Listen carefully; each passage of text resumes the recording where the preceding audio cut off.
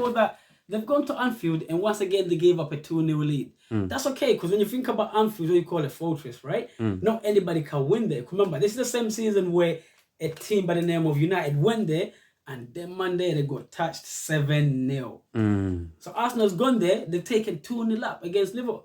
I was watching the game. Once Arsenal went 2-0 up, I switched off the game. I thought, you know what? Arsenal's going to win it. Before I knew it, half-time, full-time, it was 2-2. So that was okay to drop 2 points at Anfield. But that game against West Ham, fam, you see in life, we tell all our kids here, when you give them food, what you tell them? Always finish your dinner. Arsenal did not finish their dinner against West Ham. And then that trickled into the game against Southampton, I believe. Again, before you knew it, Arsenal were down 2-0 at home. Confidence gone. And you remember that you got a big game coming up against the what? The big boys. City. When Saliba got his injury, you can see, I swear the team started conceding even more goals. The defense started being distorted. The roof, all of a sudden, some hose came through the roof because it started leaking at the back. So moving forward with Arsenal, what kind of expectations do you have for, obviously, as a person who does not support Arsenal, but what kind of expectations do you have for Arsenal for next season, moving forward? Ultimately, it's going to be harder next season to do the same thing they did in the league. Remember, now that they're in the Champions League. So they're going to have games midweek. And when I say games midweek, it's not going to be games where EFL Cups against teams like Bromley or Peterborough. They're going to be going up against the big boys. And remember, cause one thing I don't know if you know this now, because the Monday ain't been the Champions League for a long time, they're going to be put like in Pot C. So in Pot C means that they might be in the same group as Barcelona, Bayern Munich, or Barcelona PSG. Remember them teams? Them dangerous that's how Arsenal's going to be seen. They're not the champions. They haven't been in Champions League for a long time. So let's wait and see the draw. That depends how they do. And again, if they qualify, they're going to go up to the last 16, the more games they have. So again, that's going to determine how far they go. Remember, we still got the FA Cup, EFL Cup, and the Prem. So altogether, they're going to start the season in 4 competitions. Then we'll see. Because with Arsenal, usually back in the days, whenever there was a Champions League, remember there was a month of the year where this team just all of a sudden deteriorates. December. So next season, let's wait and see how good they are during December. Remember this year, December, what was we watching on TV in December? The World Cup.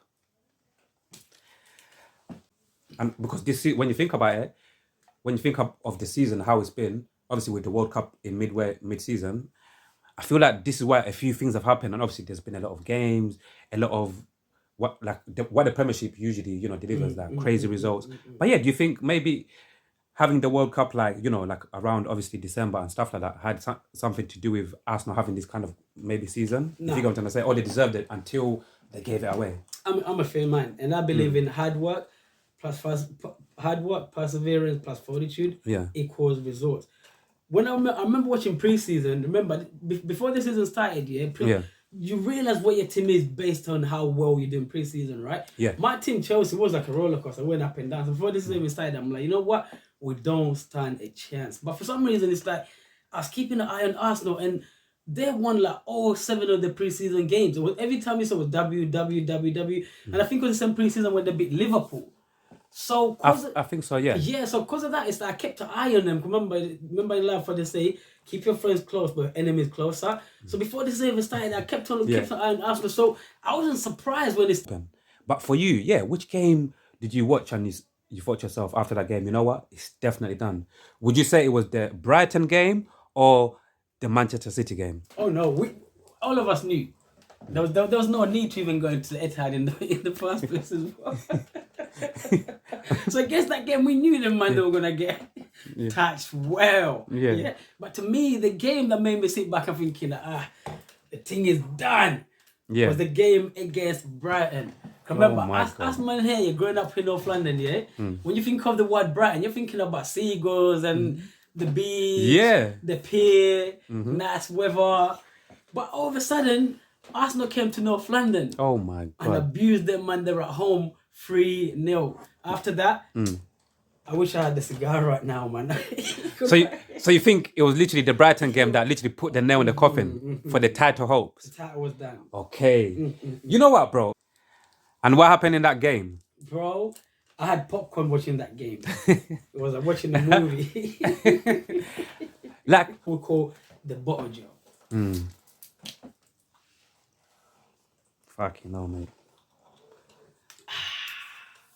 What a bottle job. Ladies and gentlemen, let me tell you where Arsenal lost the season. It's the game against West Ham. Okay, Arsenal are 2-1 up. Arsenal get a penalty. In the team, they got two different types of players. You've got English player by the name of Saka, and a Brazilian player by the name of Jesus. Chef, if you're a manager and you got two players, an English player and a Brazilian player, you've got a penalty.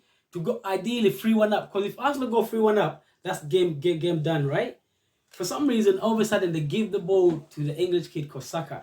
The same kid that a few years ago missed the same penalty for England.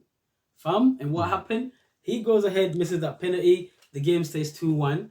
2-1 to Arsenal. Ultimately, in the end, West Ham goes ahead and equalise, and Arsenal drop 2 crucial points. So for you personally, would you actually say that from that West Ham versus Arsenal game, yeah, soon as Arsenal dropped points against West Ham in that game, for you, is that when you thought, you know what, maybe they've kind of dropped it here? It was gone. It was gone. Because what a season it's been, bro. What are you saying, bro? Bro, this is by far one of the best seasons I've seen in a long time.